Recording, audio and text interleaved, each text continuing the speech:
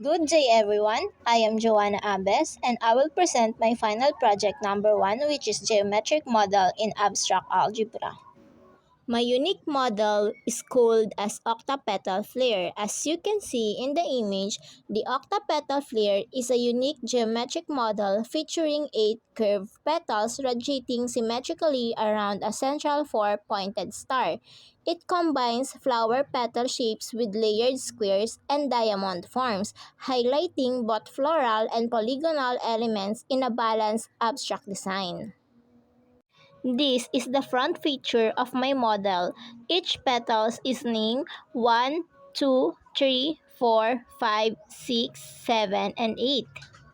Of the model, each petal is named I, L, U, V, M, A, T, and H. Let's proceed to the list of the movements of octapetal flare. For number 1, we have do nothing. The image stay at its place. For move 2, we have 1/8 turns clockwise. For move 3, we have 1/4 turn clockwise.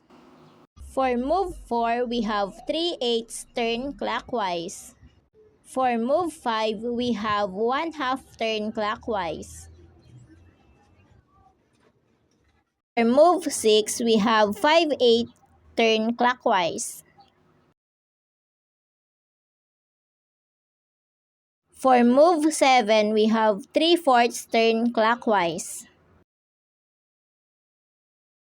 For move 8, we have 7/8 turn clockwise.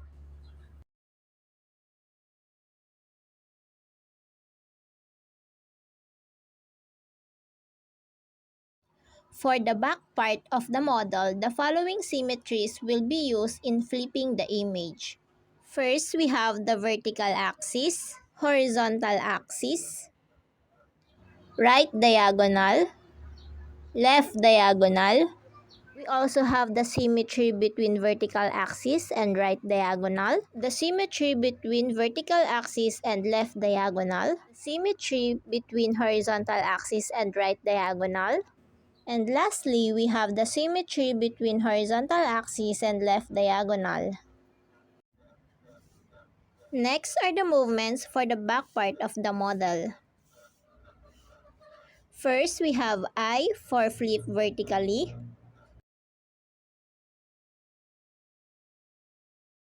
L for flip between right diagonal and vertical axis,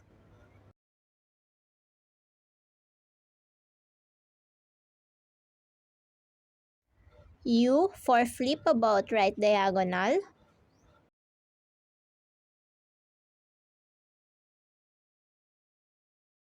V for flip between right diagonal and horizontal axis, M for flip horizontally,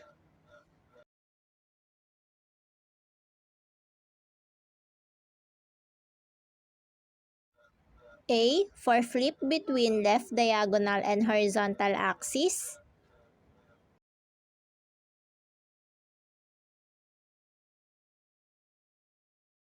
we also have T for flip about left diagonal,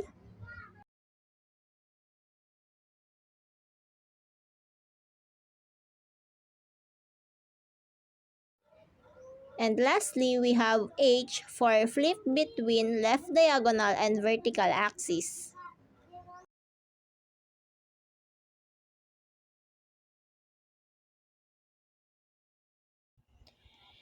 Let's try to operate some elements for demonstration, starting with 3 star 6.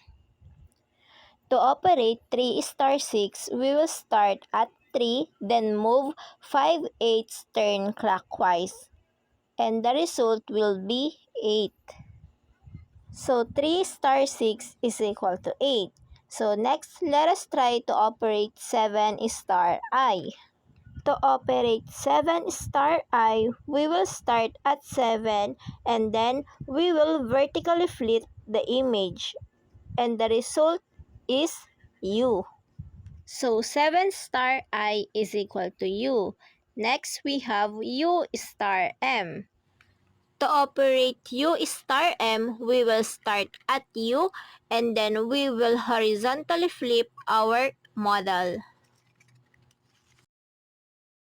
And the result is 3. So U star M is equal to 3. Next, we have T star 4. Operate T star 4, we will start again with T and then move 3/8 turn clockwise. And the result is L. So T star 4 is equal to L. And now, let's proceed to L star H. To operate L star H, we will start with L and then we will flip the model between left diagonal and vertical axis and the resulting element is 7. So L star H is equal to 7. After performing all the operation, this table shows the possible combinations. And now, after completing the table, our task is to show that the octapetal flare forms a group structure. In order to prove whether the structure is a group, we will use the following conditions. First, the table must be a binary structure. It should be well-defined and closed. For G1, the structure should be associative. For G2, there exists a unique identity. And lastly, there exists an inverse element for all. Now, let's verify if the condition 1 was satisfied by answering the questions, is it well-defined and is it closed? For the question, is it well-defined? The answer is yes. It is well-defined since every operation produces a defined answer and each element appears only once in each row and column.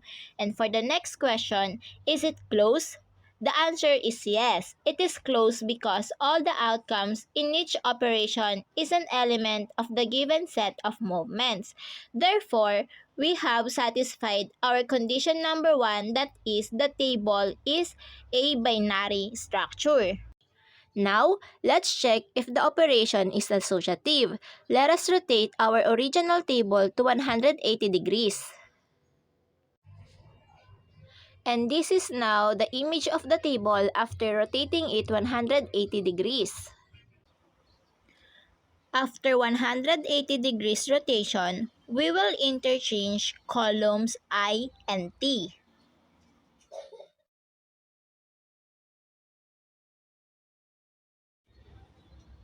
Interchange columns A and L.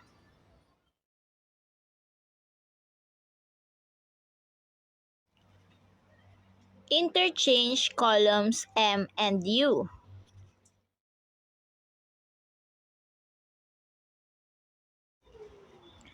Next, we have to interchange columns 8 and 2.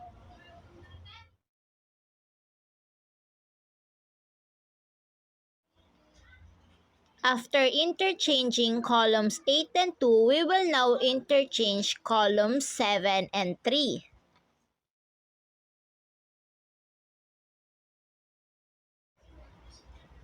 And lastly, we will interchange columns 6 and 4. And this is now the image of the table after rotating it 180 degrees and interchanging some columns. Notice that the results of original table and the table after interchanging columns have the same structure. Hence, we can say that the table of octapetal flare is associative. Let us now verify if the condition G2 is satisfied by proving that there exists a unique identity. An identity element in a binary operation is a special element in the set that when operated with any element of the set, the elements remains unchanged. Identity element is denoted as E, meaning kapag nag-operate ka ng isang element sa mismong identity element or E, ang result ay dapat is yung mismong element, hindi yung mismong E or identity element. Now, let us use the figure presented here to find the identity element. Look at the first column star. Any element on the column when operated to 1, the result is the elements on the first column star. Same with this one. When you operate 1 to the elements in the first row star, the results do not change. To better understand, let us list all the identity elements for each element.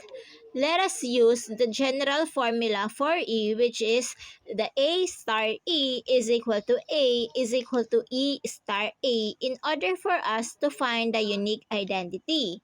So presented here is the list of all elements and their identity. We have 1 star 1 is equal to 1 is equal to 1 star 1.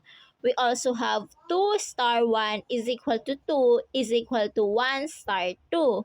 We have 3 star 1 is equal to 3 is equal to 1 star 3. We also have 4 star 1 is equal to 4 is equal to 1 star 4. We also have 5 star 1 is equal to 5 is equal to 1 star 5. And so on. Notice that any elements operated with 1, the result is same with the element. From here, from this list, we can say that the identity element is 1. Therefore, we can conclude that there exists a unique identity, which is 1. We now have proved that there exists a unique identity. Let's now proceed to G3. We will verify if there exists an inverse element for all. So the concept of inverse is that when you operate an element to its inverse, the result is identity element, or in this case, the result should be 1. So to easily find the inverse of all elements, we will just look at the table. Sabi natin, kapag inoperate natin ang element sa inverse niya, ang sagot lagi ay 1. So dito sa table, magfo-focus tayo sa mismong mga result na 1. So using this table, let us have an example. So as you can see here, may mga nakabox na 1. Dalawang nakabox na 1. So dun muna tayo sa unang 1. Yung 1, ang katapat niya sa row is element 7. Tapos ang katapat naman niya sa column is yung element na 3. So meaning kapag inoperate mo yung 7 star 3, ang sagot is 1. So, sabi natin kanina na kapag inoperate mo ang isang element sa kanyang inverse, ang sagot ay 1. So, meaning we can say na yung inverse ng 7 is 3. Kasi nga kapag inoperate mo yung 7 star 3, ang sagot is 1. So, the inverse of 7 is 3. So, doon naman sa next na example, sa 1 na nasa baba. Nasa baba, yung katapat niya sa row is U. Yung sa column naman, ang katapat niya is U din. So, kapag inoperate natin yung U star U, the answer is 1. Meaning, ang inverse ng U is U. So, para mas madali ang paghahanap ng inverse, mag-base na lang sa table. Kung ano yung nasa taas ng 1 na element, yun ang inverse ng element na nasa row niya. Just like sa mga examples natin kanina. Using the strategy, this will now be the final list of inverses. From this list, we can see that all elements have their own inverse. Thus, the condition 3 is satisfied. So, after all the things we did, we have proved that the binary structure of octapetal FLIR is a binary operation since it is well-defined and closed under the binary operation star. We also proved that the structure is associative and there exists a unique identity and there exists an inverse element for all. Thus, we can say that the binary operation is a group structure.